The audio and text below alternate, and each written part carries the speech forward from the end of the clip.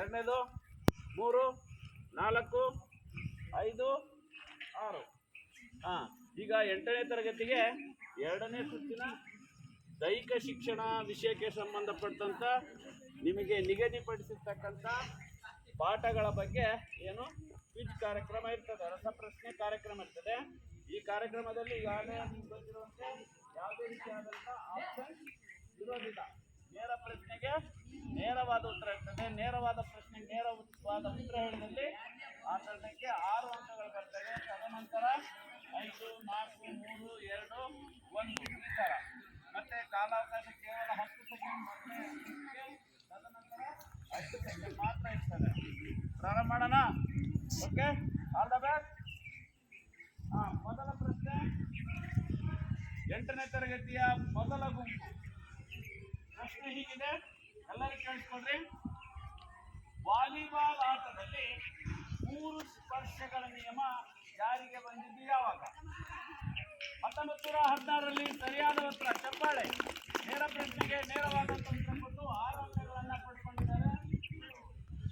ಈಗ 2ನೇ ಪ್ರಶ್ನೆ, ಮೊದಲ ಸುತ್ತಿನ 2ನೇ ಪ್ರಶ್ನೆ, 2ನೇ ಗುಂಪಿಗೆ ನೇರ ಪ್ರಶ್ನೆ. ಮಿಂಟೋನೆಟ್ ಎನ್ನುವ ಹೆಸರನ್ನು ವಾಲಿಬಾಲ್ ಎಂದು ಬದಲಾಯಿಸಿದವರು ಯಾರು?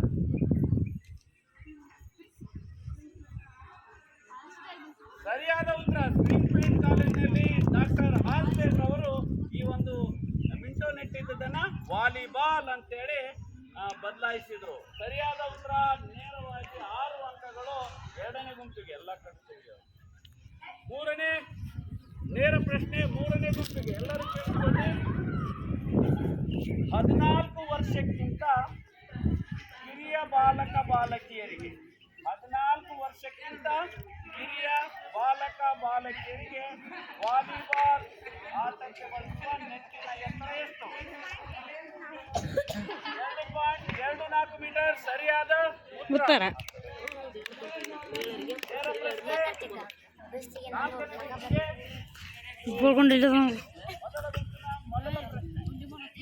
ವಾಲಿಬಾಲ್ ಆಟದಲ್ಲಿ ಕಟ್ಟಲು ಕಂಬಗಳ ಎತ್ತರ ಎಷ್ಟಿರ್ತದೆ? ಕಂಬಗಳ ಎತ್ತರ. ವಾಲಿಬಾಲ್ ಆಟದಲ್ಲಿ ಕಟ್ಟಲು ಕಂಬಗಳ ಎತ್ತರ ಎಷ್ಟಿರಬೇಕು?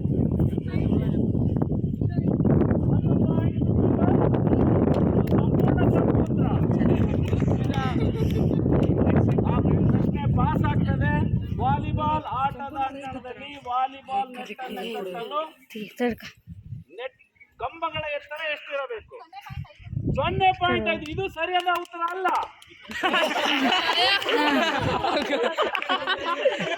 2.55 ಇದು ಸರಿಯಾದ ಉತ್ತರ.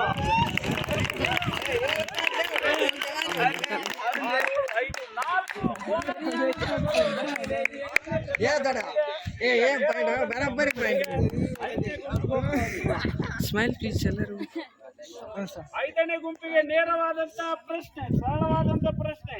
ವಾಲಿಬಾಲ್ ಆಟದಲ್ಲಿ ನಿರ್ಣಾಯಕ ಸೆಟ್ ಅನ್ನು ಡಿಸೈಡಿಂಗ್ ಸೆಟ್ ಅನ್ನು ಎಷ್ಟು ಅಂಕಗಳಿಗೆ ಆಡಿಸಲಾಗುತ್ತದೆ? ಇದು ತಪ್ಪು ಉತ್ತರ.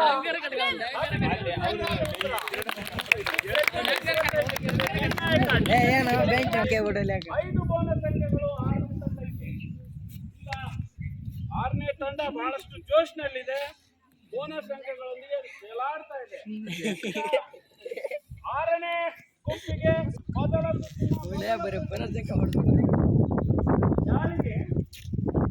ಜಾಳಿಗೆಯ ಎರಡೂ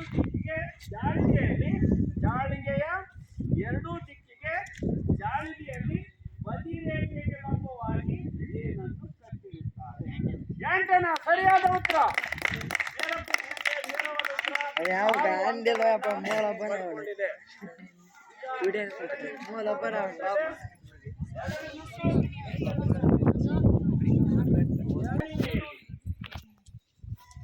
ಕಣಿವೆಯಲ್ಲಿ ಬೆನಿ ಹಸನ್ ಗೋರಿಗಳು ಕಂಡು ಬಂದಿವೆ?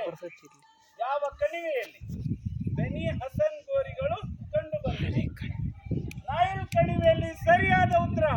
ಈಜಿಪ್ಟ್ನ ನೈಲ್ ಕಣಿವೆಯಲ್ಲಿ ಬೆನಿ ಹಸನ್ ಗೋರಿಗಳು ಕಂಡು ಬಂದಿವೆ. ಇದು ಹಾಕಿ ಆಟಕ್ಕೆ ಸಂಬಂಧಪಟ್ಟ ಸರಿಯಾದ ತಪ್ಪು 6 ಅಂಕಗಳು. 6 ಅಂಕಗಳು. ಮೊದಲ ಗುಂಪಿಗೆ. ಈಗ ಮೊದಲ ಗುಂಪಿನ ಎರಡನೇ ಸುತ್ತಿನ ಎರಡನೇ ಗುಂಪಿಗೆ ಮೊದಲ ಪ್ರಶ್ನೆ. ಅಥೆನ್ಸ್ನ ರಾಷ್ಟ್ರೀಯ ಪುರಾತನ ಸಂಗ್ರಹಾಲಯದಲ್ಲಿ ರಾಷ್ಟ್ರೀಯ ಪುರಾತನ ಸಂಗ್ರಹಾಲಯದಲ್ಲಿ ಯುವಕರು ಯಾವ ಮಾದರಿಯ ಹಾಕಿ ಆಟವನ್ನು ಆಡುತ್ತಿರುವುದು ಕಂಡು ಬಂದಿದೆ? ಅಥೆನ್ಸ್ನ ರಾಷ್ಟ್ರೀಯ ಪುರಾತನ ಸಂಗ್ರಹಾಲಯದಲ್ಲಿ ಯುವಕರು ಯಾವ ಹೆಸರಿನ ಹಾಕಿ ಆಟವನ್ನು ಆಡುತ್ತಿರುವುದು ಕಂಡು ಬಂದಿದೆ? ಹೆರಿಟೇಜ್ ಸರಿಯಾದ ಉತ್ತರ. ಹೆರಿಟೇಜ್ ಮಾದರಿಯ ಆಟವನ್ನು ಆಡ್ತಾ ಇರುವಂತದ್ದು ಅಲ್ಲಿ ವಸ್ತು ಸಂಗ್ರಹಾಲಯಕ್ಕೆ ಕಂಡು ಬರ್ತಾ ಇದೆ. ಮೂರನೇ ಪ್ರಶ್ನೆ, ಎರಡನೇ ಸುತ್ತಿನ ಮೂರನೇ ಪ್ರಶ್ನೆ. ಮೊದಲ ಪ್ರಶ್ನೆ ಮೂರನೇ ಗುಂಪಿಗೆ ಹೋಗ್ತಾ ಇದ್ದೀವಿ.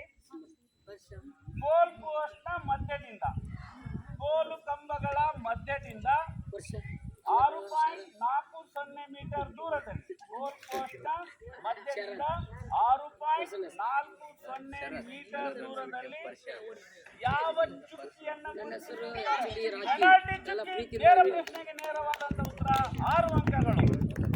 ಈಗ ನೇರ ಪ್ರಶ್ನೆ ನಾಲ್ಕನೇ ಗುಂಪಿಗೆ ಎರಡನೇ ಸುತ್ತಿನ ಮೊದಲ ಪ್ರಶ್ನೆ. ಹಾಕಿಯ ಡಿ ಕ್ಷೇತ್ರದಲ್ಲಿ ತಪ್ಪು ಮಾಡಿದರೆ, ಹಾಕಿಯ ಆಟದಲ್ಲಿ ಡಿ ಕ್ಷೇತ್ರದಲ್ಲಿ ತಪ್ಪು ಮಾಡಿದರೆ ಎದುರಾಳಿ ತಂಡಕ್ಕೆ ನಿರ್ಣಾಯಕರು ಏನನ್ನು ನೀಡುತ್ತಾರೆ? ಪೆನಾಲ್ಟಿ ಕಾರ್ನರ್ ಸರಿಯಾದ ಉತ್ತರ. ಪೆನಾಲ್ಟಿ ಕಾರ್ನರ್ ಅನ್ನ ನೀಡುತ್ತಾರೆ ಡಿ ಏರಿಯಾದಲ್ಲಿ ತಪ್ಪು ಮಾಡಿದಾಗ. ಈಗ ಐದನೇ ಗುಂಪಿಗೆ ಎರಡನೇ ಸುತ್ತಿನ ಮೊದಲ ಪ್ರಶ್ನೆ. ಪ್ರತಿ ಹಾಕಿ ತಂಡದಲ್ಲಿ ಅಥವಾ ಹಾಕಿ ತಂಡದಲ್ಲಿ ಒಟ್ಟು ಎಷ್ಟು ಜನ ಆಟಗಾರರಿರ್ತಾರೆ? 16 ಸರಿಯಾದ ಉತ್ತರ. 11+5 16 ಆಟಗಾರರ ಒಂದು ತಂಡ ಇರ್ತದೆ. ನೇರ ಪ್ರಶ್ನೆಗೆ ನೇರವಾದಂತ ಉತ್ತರ 6 ಅಂಕಗಳು ಐದನೇ ತಂಡಕ್ಕೆ. ಚಪ್ಪಾಳೆ. ಈಗ ಎರಡನೇ ಸುತ್ತಿನ ಮೊದಲ ಮತ್ತು ಕೊನೆಯ ಪ್ರಶ್ನೆ. ಹಾಕಿ ಚೆಂಡಿನ ಸುತ್ತಳತೆ ಎಷ್ಟು? ಹಾಕಿ ಚೆಂಡಿನ ಸುತ್ತ 65ರಿಂದ 67. ಇದು ತಪ್ಪು ಉತ್ತರ. ಸುತ್ತಳತೆ ಎಷ್ಟು? ಇದು ಕೂಡ ತಪ್ಪು ಉತ್ತರ. ಇದು ಕೂಡ ತಪ್ಪು ಉತ್ತರ.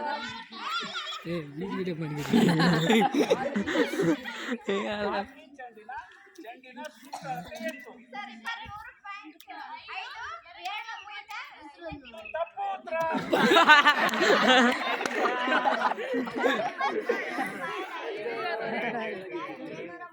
ಇದು ತಪ್ಪು. ಇದು ಕೂಡ ತಪ್ಪು ಉತ್ತರ.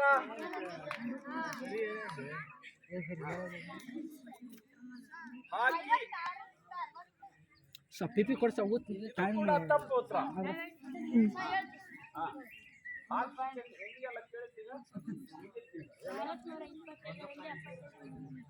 ಇದು ತಪ್ಪು ಉತ್ತರ. 335 ಮಿಲಿ ಇರ್ತಾರೆ.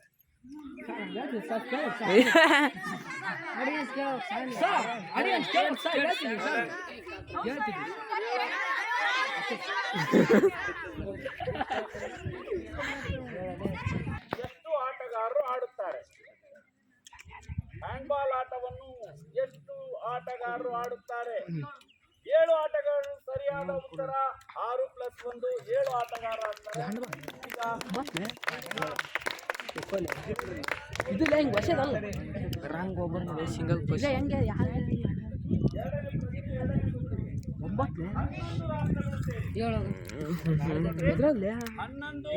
ರಾಷ್ಟ್ರಗಳು ಗಣಪತ್ರಕ್ಕೆ ಹೋದ 9 ಅದರಲ್ಲಿ ಹ್ಯಾಂಡ್ಬಾಲ್ ಫೆಡರೇಷನ್ ಅನ್ನ ಯಾವಾಗ ಸ್ಥಾಪಿಸಿದರು?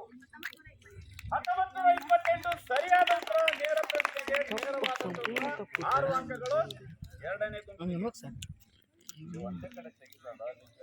ಸರ್ ಹೋಗಲ್ಲ ಆ ಕಡೆ IHF ಇದ್ದಾಗ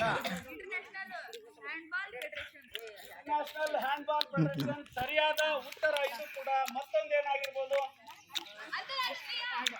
ಇದನ್ನೇ IHF ಅನ್ನ ಇನ್ನೊಂದು ಆಟಕ್ಕೆ ನಾವು ಈ ಅರ್ಥವನ್ನು ವಿಸ್ತರಿಸಿದ್ರೆ ಇದು ಸರಿಯಾದ ಉತ್ತರ. ಇಂಟರ್ನ್ಯಾಷನಲ್ ಹಾಕಿ ಫೆಡರೇಷನ್ ಕೂಡ ಆಗ್ತದೆ, ಹ್ಯಾಂಡ್ಬಾಲ್ ಫೆಡರೇಷನ್ ಆಗ್ತದೆ, ಇಂಟರ್ನ್ಯಾಷನಲ್ ಹಾಕಿ ಫೆಡರೇಷನ್ ಆಗ್ತದೆ. ಓಕೆ, ನೇರ ಪ್ರಶ್ನೆಗೆ ನೇರವಾದಂತ ಉತ್ತರ.